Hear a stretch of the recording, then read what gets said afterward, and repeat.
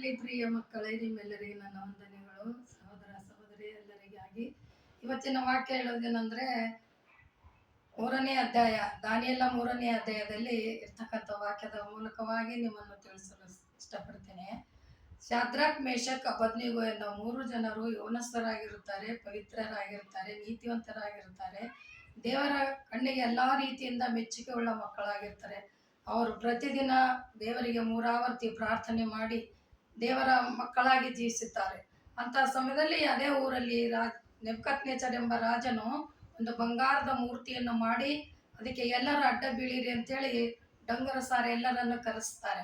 ಕರೆಸಿದಾಗ ಎಲ್ಲರೂ ಹೋಗ್ತಾರೆ, ಆದರೆ ಇವ್ರು ಮಾತ್ರ ಹೋಗೋದಿಲ್ಲ. ಅವಾಗ ಯಾಕೆ ಅವ್ರು ಬರಲಿಲ್ಲ, ಕರೀರಿ ಅಂತೇಳಿ ಕರೆದಾಗ ಅವ್ರು ಹೇಳ್ತಾರೆ, ನೋಡಿ ರಾಜರೇ, ನೀವೇನೇ ಮಾಡ್ರಿ, ನಾವು ಮಾತ್ರ ಆ ಮೂರ್ತಿಗೆ ಕೈ ಮುಗಿಯೋದಿಲ್ಲ. ನಮ್ಮ ಕರ್ತನಾದ ಯೇಸು ಕ್ರಿಸ್ತನ ಹೊರತು ಬೇರೆ ಯಾವ ದೇವರನ್ನು ನಾವು ಪೂಜಿಸೋದಿಲ್ಲ, ನಮಸ್ಕಾರ ಮಾಡೋದು ಇಲ್ಲ ಅಂತ ಹೇಳ್ತಾರೆ.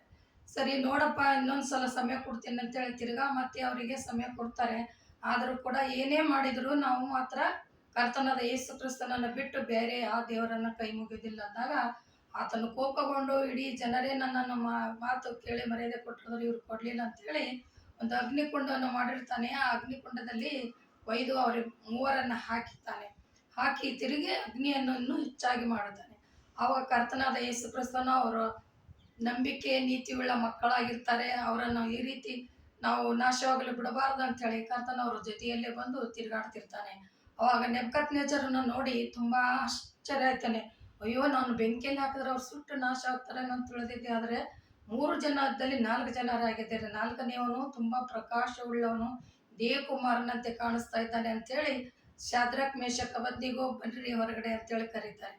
ಕರೆದ ಕೂಡಲೇ 3 ಬಂದ್ಬಿಡ್ತಾರೆ. ಕರ್ತನಾದ ದೇವರು ಪರಲೋಕರೋಣ ಆಗಿ ಹೋಗ್ತಾರೆ. ಆದರೆ ಇವ್ರು ಬಂದಾಗ ಅವರೆಲ್ಲ ನೋಡಿ ತುಂಬಾ ಆಶ್ಚರ್ಯ ಇಡ್ತಾರೆ. ಅವರು ಒಂದು ಕೂದಲು ಸಹಿತ ಆದರೂ ಅವ್ರದ್ದು ಸುಟ್ಟಿರ್ದಿಲ್ಲ, ಏನು ತೊಂದರೆ ಆಗಿರ್ದಿಲ್ಲ.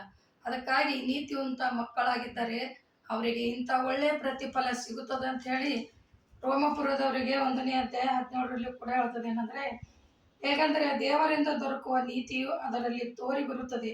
ನೀತಿವಂತನು ನಂಬಿಕೆಯಿಂದಲೇ ಬದುಕುವನು. ಶಾಸ್ತ್ರೋಕ್ತವಾಗಿ ಪ್ರಕಾರ ಈ ನೀತಿಯನ್ನು ನಂಬಿಕೆಯ ಫಲವಾಗಿದ್ದು ನಂಬಿಕೆಯನ್ನು ಪ್ರಕಟವಾಗುತ್ತದೆ. ಹೌದು, ಅದೇ ರೀತಿಯಿಂದ ಇಲ್ಲಿ ನಂಬಿಕೆಯನ್ನು ವಿಶ್ವಾಸನೆ ಅವ್ರ ಜೊತೆಗಿದ್ದು ದೇವರದರಿಂದ ಅವರಿಗೆ ಪಾರು ಮಾಡಿದ್ದಾನೆ. ಅದಕ್ಕಾಗಿ ನೀವೆಲ್ಲರೂ ದೇವರ ವಾಕ್ಯವನ್ನು ಕೇಳಿ ದೇವರ ಮೇಲೆ ವಿಶ್ವಾಸವಿಟ್ಟು ಆತನನ್ನು ನಂಬಿ ನಡೀತೀರಿ ಅಂತೇಳಿ ನಾನು ಹೇಳ್ತೇನೆ. ಪ್ರಾರ್ಥನೆ ಮಾಡೋಣ.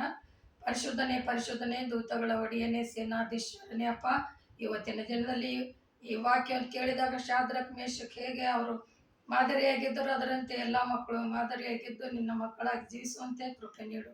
ಕರ್ತನೇ, ನಿನ್ನೊಂದೇ ನಾಮದಲ್ಲಿ ಬೇಡಿ ಹೊಂದಿದ್ದೇನೆ ರಕ್ಷಕ. ಆಮೇನ್.